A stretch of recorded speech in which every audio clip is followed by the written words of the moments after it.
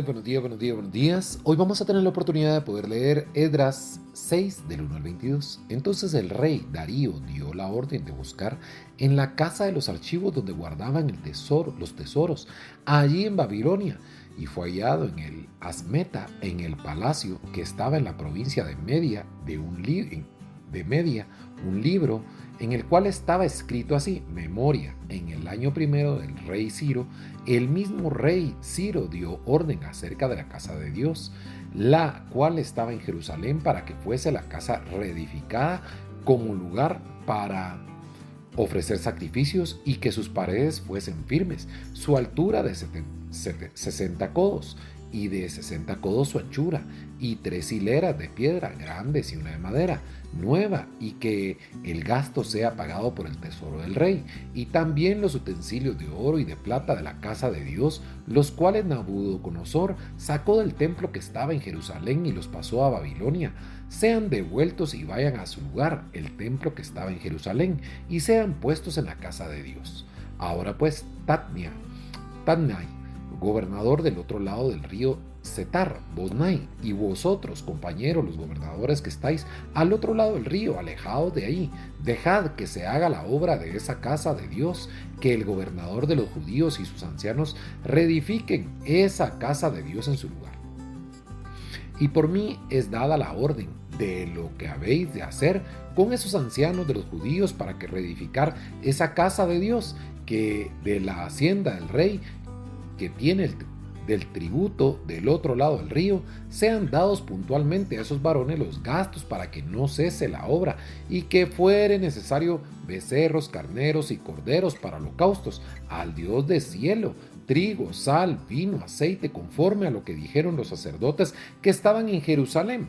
Les sea dado día por día sin obstáculo alguno, para que ofrezcan sacrificios agradables al Dios del cielo y oren por la vida del rey, por sus hijos. También por mí es dada orden que cualquiera que altere este decreto se le arranque en un madero de su casa y alzado sea colgado en él, y su casa sea hecha muladar por esto, y el Dios que hizo habitar ahí su nombre destruya a todo rey y pueblo que pusiera su mano para cambiar a destruir esa casa de Dios, la cual está en Jerusalén.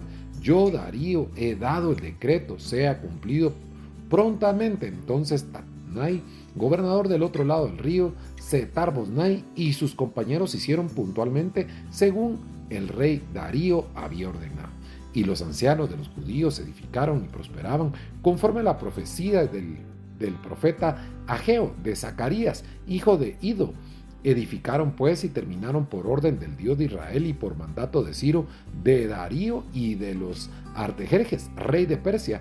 Esta casa fue terminada el tercer día del mes de Adar, que era el 6º año del reinado del rey Darío. Entonces los hijos de Israel, los sacerdotes y los levitas y los demás que habían venido de la cautividad, hicieron dedicación de esta casa de Dios con gozo, y ofrecieron la dedicación de esta casa de Dios 100 becerros, 200 carneros, 400 corderos y 12 machos cabríos en expiación por todo Israel, conforme al número de las tribus de Israel.